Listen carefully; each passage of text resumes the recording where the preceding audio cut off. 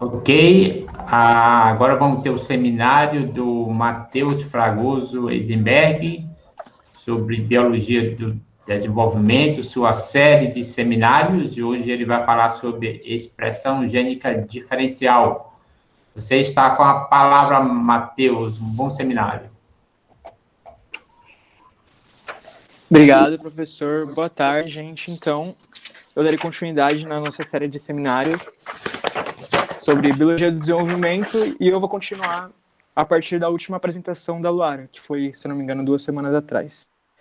E aí hoje eu vou terminar os conceitos abordados no capítulo 3, que fala sobre a expressão gênica diferencial.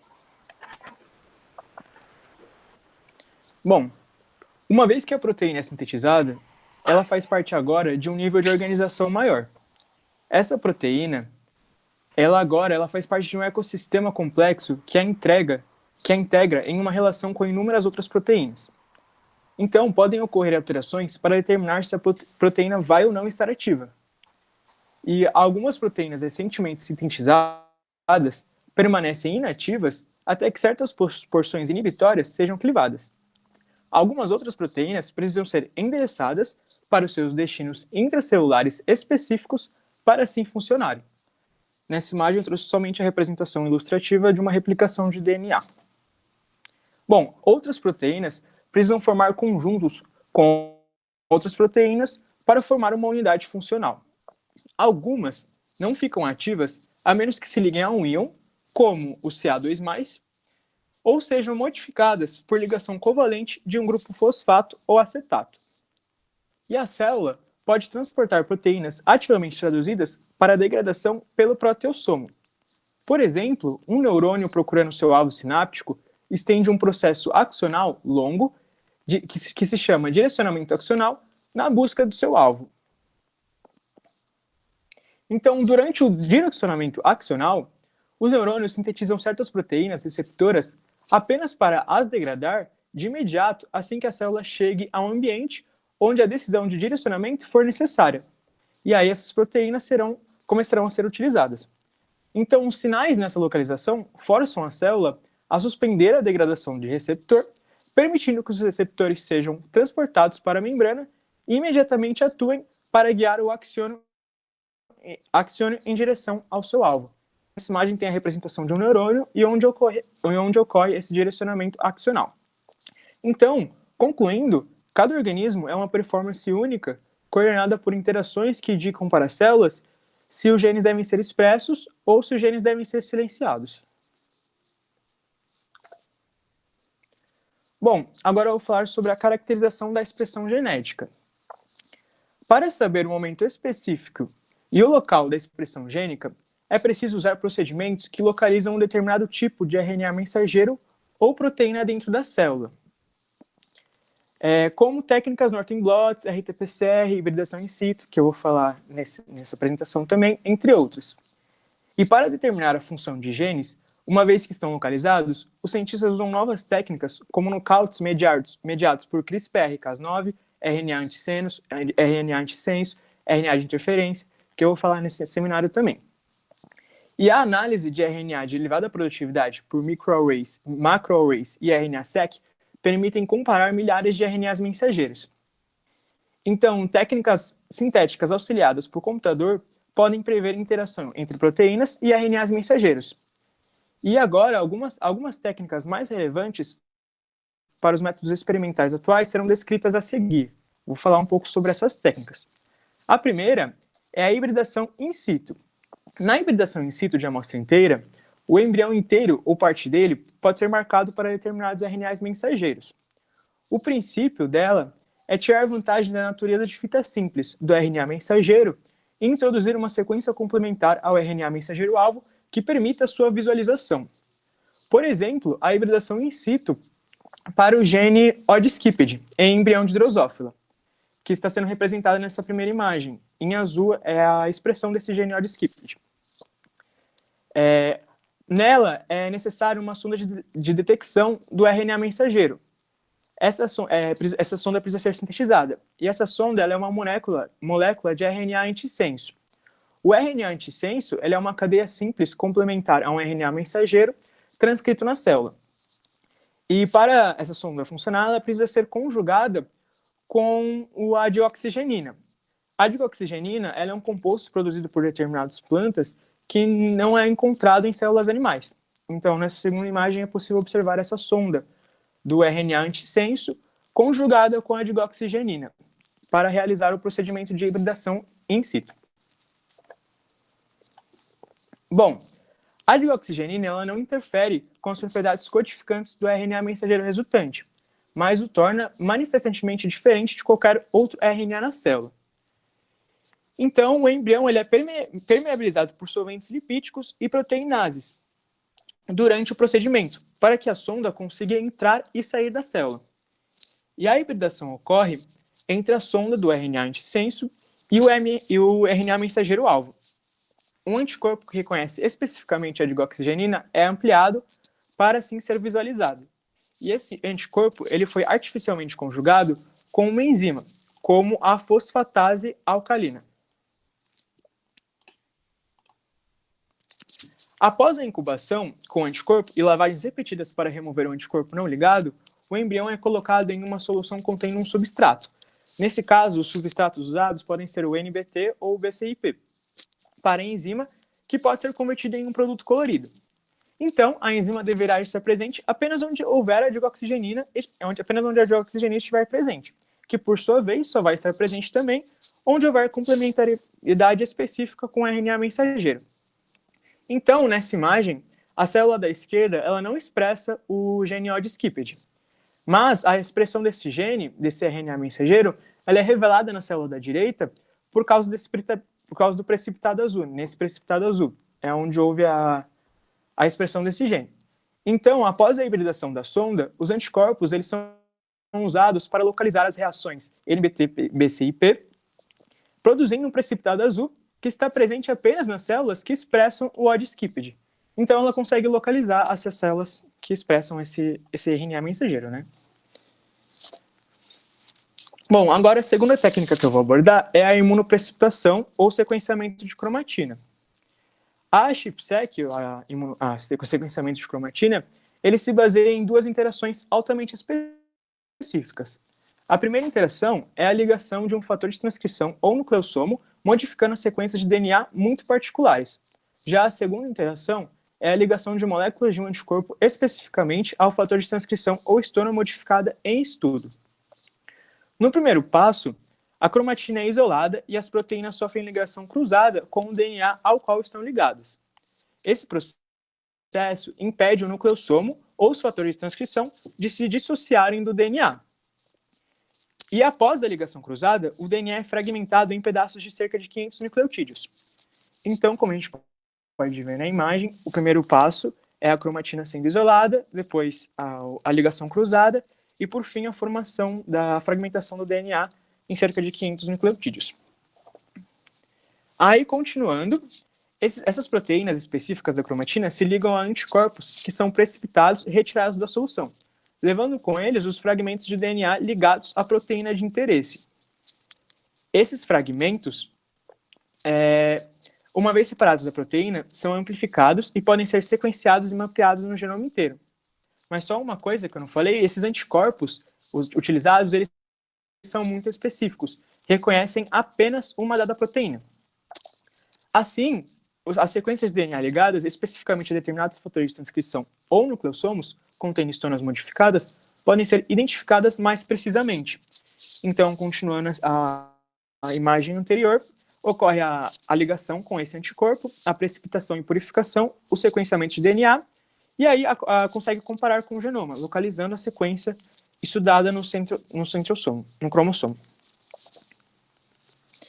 Bom, agora eu vou falar sobre o sequenciamento profundo, o RNA-seq, que é uma técnica que visa a identificação de todos os transcritos presentes em um determinado embrião, tecido ou célula única. Essa técnica, ela tira proveito da vantagem das capacidades de elevada produtividade da tecnologia de sequenciamento de última geração para sequenciar e quantificar o RNA presente em uma célula. Nela, o RNA é isolado de amostras e convertido num DNA complementar, ou seja, o cDNA, a partir de procedimentos padrões utilizando a transcriptase reversa.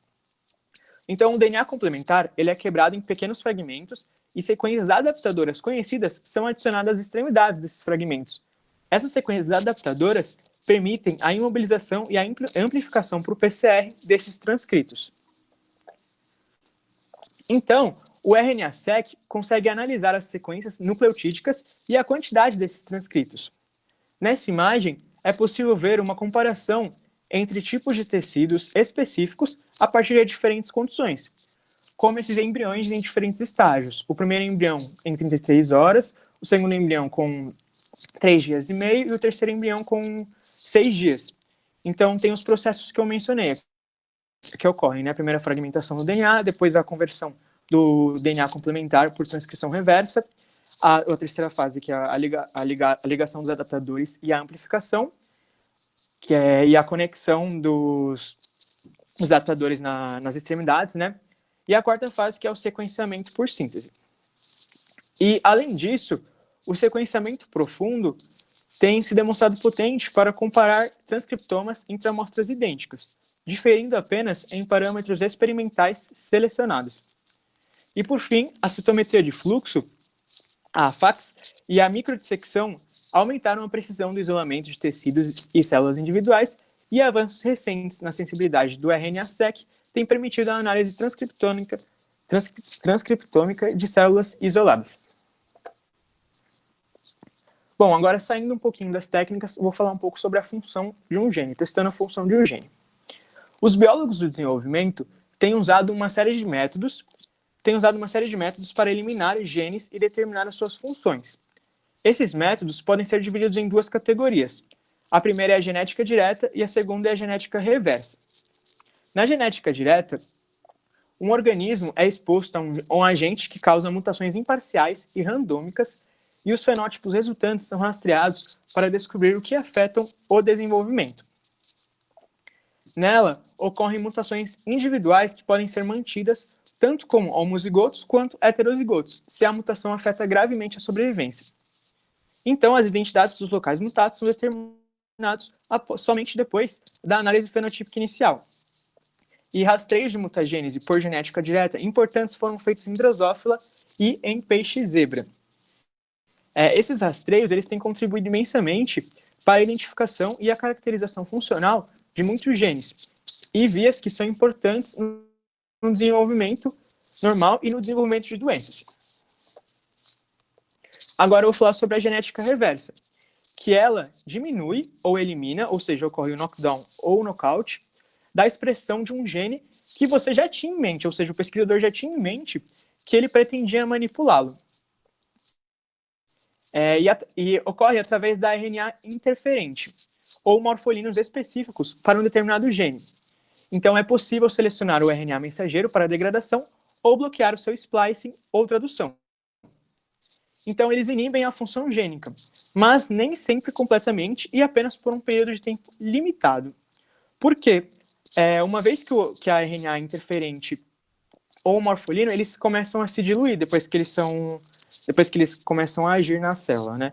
E eles se diluem e perdem a função com o tempo, se degradam. Então, os knockouts de genes-alvo se distinguem por eliminar completamente a função do gene de estudo. Bom, agora eu vou falar sobre a edição genômica por CRISPR-Cas9. A edição genômica por CRISPR-Cas9, ela tem um enorme efeito na pesquisa genética, tornando a edição mais rápida, mais barata e relativamente mais simples, em organismos desde a Escherichia coli até primatas. Essa técnica, ela usa um sistema que ocorre naturalmente em procariontes para se defenderem de vírus invasores. Então, em procariontes, o CRISPR é um trecho de DNA que contém regiões curtas que, quando transcritas em RNA, servem de guias para reconhecimento de segmentos de DNA viral. Então, o RNA também se liga a uma endonuclease chamada Cas9, e aí forma um complexo entre o CRISPR e Cas9, que está sendo demonstrado nessa imagem também. E aí, quando o single guide RNA, ou seja, o sgRNA, se liga ao DNA viral, o RNA traz com ele a Cas9, que catalisa uma quebra na dupla fita do DNA estranho, inativando assim o vírus. Bom, e se o single guide RNA consegue reconhecer sequências virais específicas, ele pode ser manipulado de modo a reconhecer qualquer gene, correto? Sim, então é possível criar uma unidade CRISPR-Cas9 que poderia selecionar qualquer gene em qualquer espécie e inativá-la. E quando os single guide RNAs CRISPR específicos para um gene são introduzidos na célula juntamente com o Cas9, a proteína Cas9 ela é guiada pelo CRISPR para o gene de interesse e causa uma quebra na dupla fita de DNA. Essa técnica ela é muito bem sucedida em gerar mutações gênicas.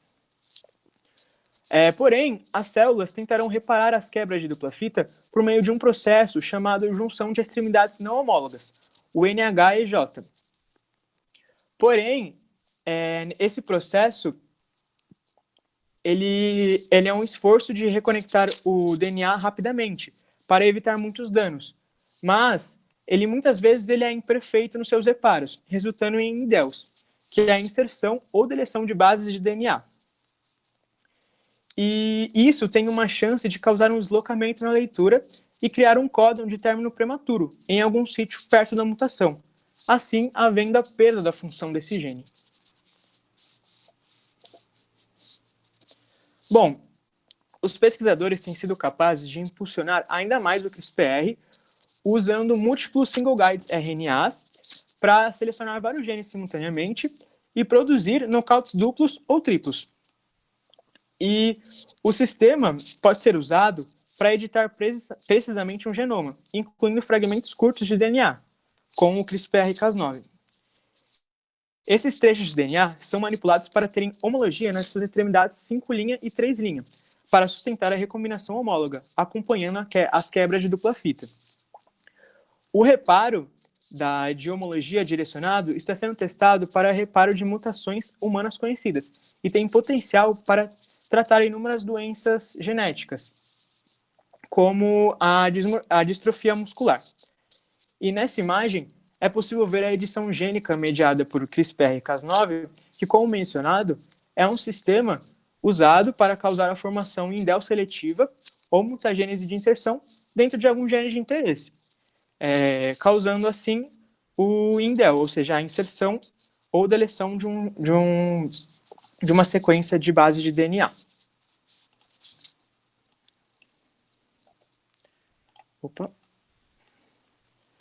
Bom, agora eu vou falar sobre o sistema Gal4-UAS. Ela é uma tecnologia genética que pode ativar genes reguladores com o PAX6 em novos locais. Então, a partir de embrião de drosófila, o gene para o fator de transcrição Gal4 foi colocado junto ao estimulador de genes normalmente expressos na mandíbula em desenvolvimento. Assim, o Gal4 deveria ser expresso no tecido mandibular. Mas os pesquisadores geraram uma segunda mosca transgênica, colocando o DNA complementar para o gene regulador PAX6 de drosófila junto de uma sequência composta por 5 sítios de ligação ao Gal4, como a gente consegue observar nessa imagem. Então, na imagem A é a sequência normal do estimulador específico do disco imaginal, e na continuação tem os sítios de ligação ao Gal4, que originar a expressão da proteína PAX6 nesse novo local. Então, a proteína Gal4 ela deveria ser sintetizada por um grupo particular de células destinadas a formar a mandíbula. E quando essa proteína é sintetizada, ela deveria ocasionar a expressão de PAX6 nessas determinadas células. Em moscas nas quais o PAX6 era expresso nas células rudimentares da mandíbula, parte da mandíbula deu origem aos olhos. Então, na imagem, é possível observar o olho composto de uma mosca na qual o gene PAX6 foi expresso na mandíbula. Então, ao invés de ser expresso normalmente no lugar dos olhos, ele foi expresso na mandíbula também, por causa no estudo desse sistema Gal4-UAS.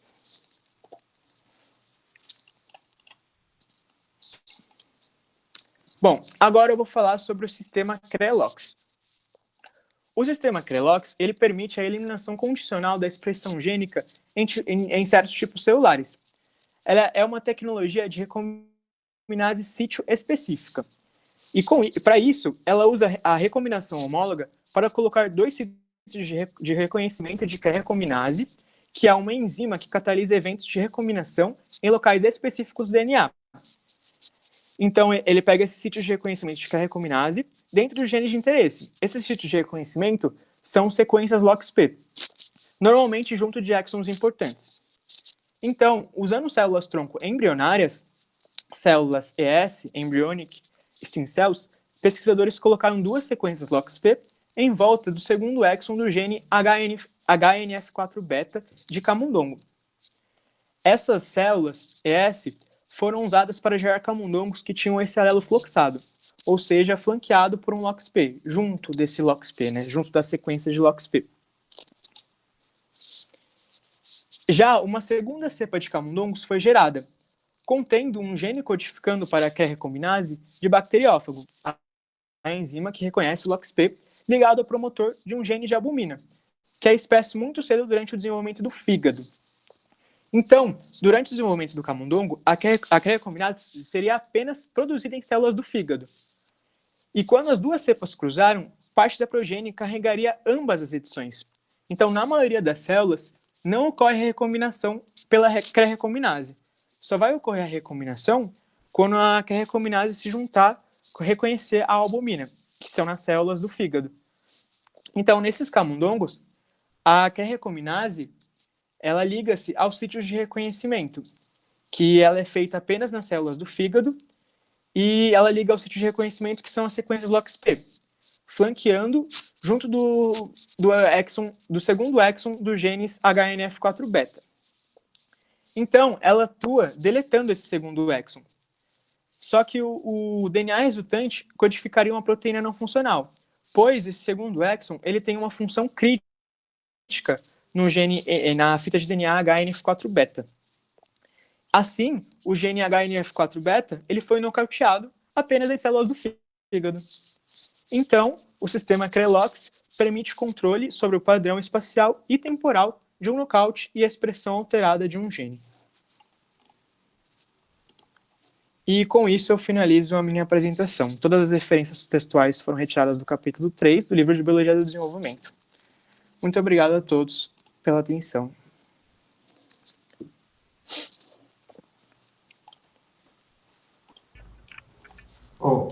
Ok. Muito obrigado também. Vou interromper a gravação para a gente poder iniciar as perguntas.